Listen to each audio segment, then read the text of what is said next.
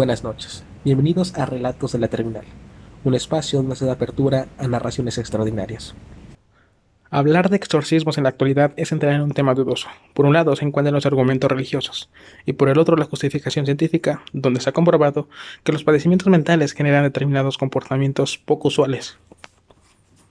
Por un lado, la religión católica describe que el exorcismo consiste en expulsar a los demonios o liberarlo del demonio gracias a la autoridad espiritual que Jesús ha confinado a su iglesia. De acuerdo con José Ignacio Munilla, sacerdote, teólogo y obispo católico en España, los exorcismos aún se continúan realizando. El exorcismo es un sacramental, no existe un sacramento, sino un sacramental, que es el exorcismo para combatir directamente a Satanás. Tiene lugar un exorcismo cuando la Iglesia pide con su autoridad, en nombre de Jesús, que una persona o un objeto sea protegido contra el influjo del maligno y sustraído a su dominio. Se practica de modo ordinario en el rito del bautismo. El exorcismo solemne, llamado gran exorcismo, puede ser efectuado solamente por un presbítero autorizado por el obispo.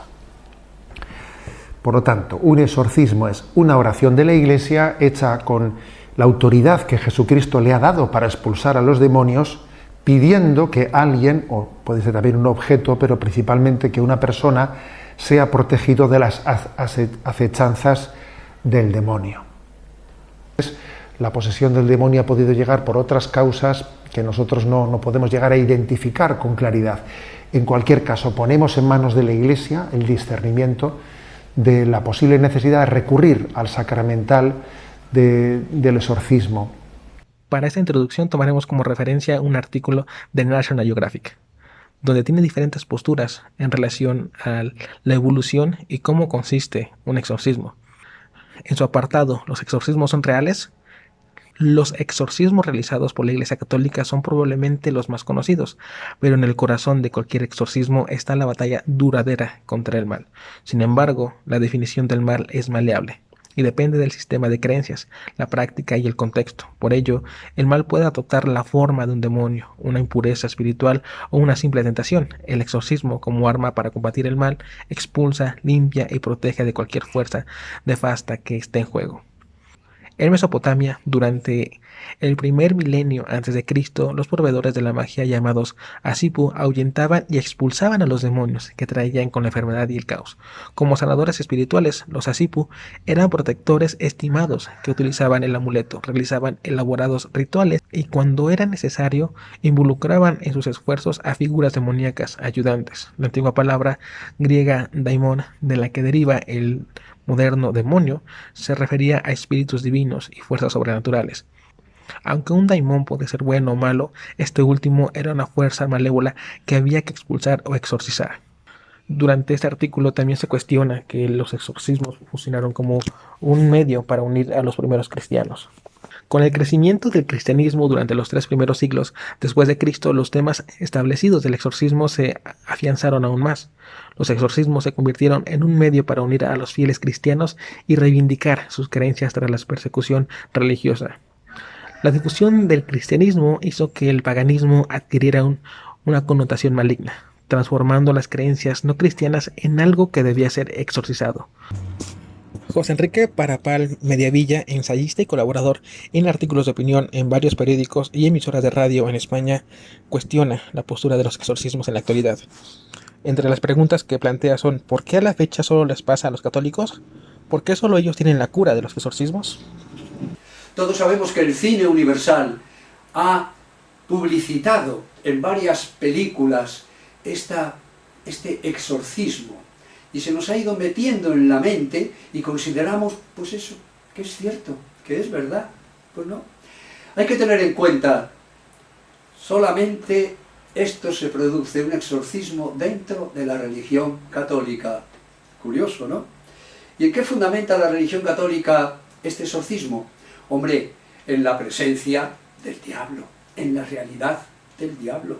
Y siempre se nos ha enseñado ya desde pequeños que Satán fue un ángel bueno y muy sabio, y muy inteligente, perfectísimo. Sin embargo, dice que por envidia se rebeló contra Dios, su creador, y cayó en pecado. Bien, y dejó de ser un ángel bueno para ser un diablo o satán o demonio.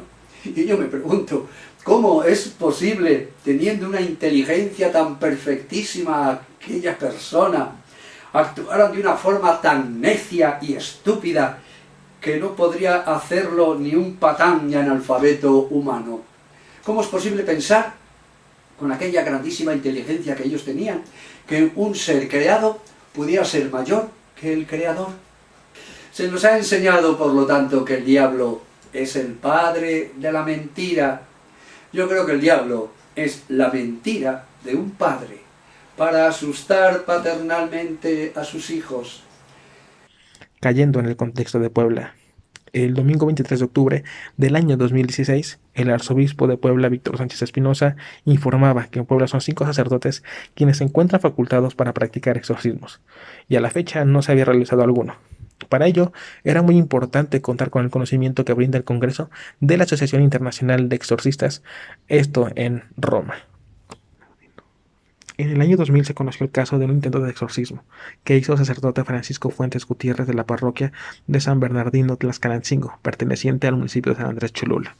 En aquella ocasión, el caso salió a la luz debido a que Silvia Cuatl resultó lesionada por quemaduras, luego de un ritual de exorcismo que se salió de control. En una casa de la comunidad de Tlaxcalancingo, el sacerdote indicó que a la joven le pasaron la flama de un cirio en las palmas de las manos y en los brazos para despojar de un demonio, el cual supuestamente la poseyó debido a que días anteriores había jugado a la Ouija. Fue por medio de un grupo evangelizador que convencieron a Silvia de hacer un ritual en una vivienda donde ya le esperaban otros integrantes. También se encontraban sus primos, hermanos y tíos, quienes dijeron que la joven había sido poseída por el espíritu de su abuela. Tras salirse de control este ritual de exorcismo, Silvia Cuat recibió atención médica en el Hospital del IMSS de San José en Puebla y se abrió la carpeta de investigación por parte de la Fiscalía General del Estado de Puebla. El párroco Francisco Fuentes siempre argumentó tener la conciencia tranquila, pero después de unos meses renunció a su ministerio en la parroquia de Tlaxcalancingo, en tanto que seguía sus declaraciones en el Juzgado de la Defensa Social de Cholula. El 14 de agosto de este año, la jueza de Defensa Social de Cholula, Blanca Laura, giró 3 órdenes de aprehensión en contra de Francisco Fuentes y Ofelia y Mario Juárez Cuatl por el delito de lesiones calificadas por Silvia. En el 2017, el arzobispo de Puebla, Víctor Sánchez Espinosa, confirmó que en los últimos 8 años en Puebla no se habían presentado ningún caso de posesión demoníaca y por tanto no se había practicado algún exorcismo.